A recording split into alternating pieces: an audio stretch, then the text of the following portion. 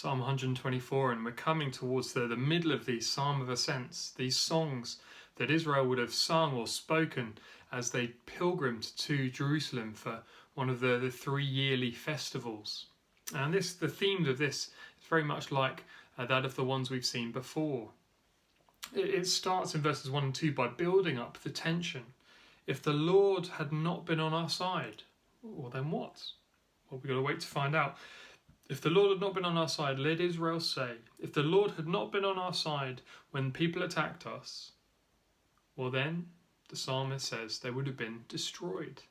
And in such a short psalm, we get a number of really vivid imageries depicting what would have happened to Israel if the Lord hadn't been on their side. It starts off in verse 3 of being swallowed. They would have been swallowed up by their enemies. Then, moving on in verse 4 and 5, they would have been swept away like a huge torrent, a mighty wave, like a tsunami. They would have been swept over by their enemies. If the Lord had not been on their side, they would have been destroyed. But he was. He is. Praise be, in verse 6, praise be to the Lord, because he is on their side. Praise him. And again, these images carry on.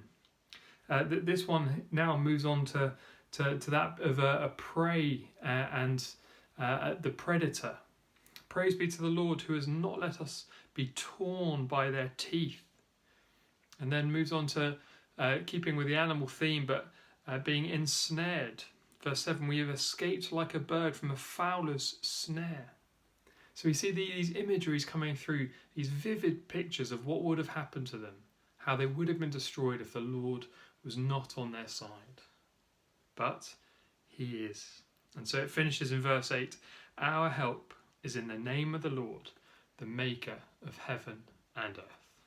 God was on their side. And the wonderful thing we know as Christians is God is on our side. Paul tells us that in Romans 8:31.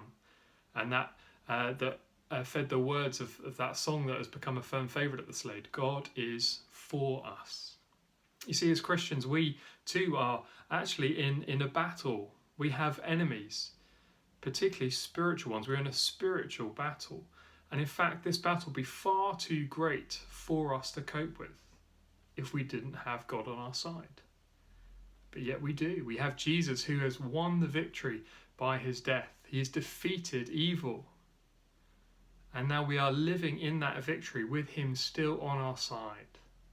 And we know we are working towards that time when that victory will be fully and finally won. If God weren't on our side, we'd have no hope. But wonderfully he is. So take comfort and look to him.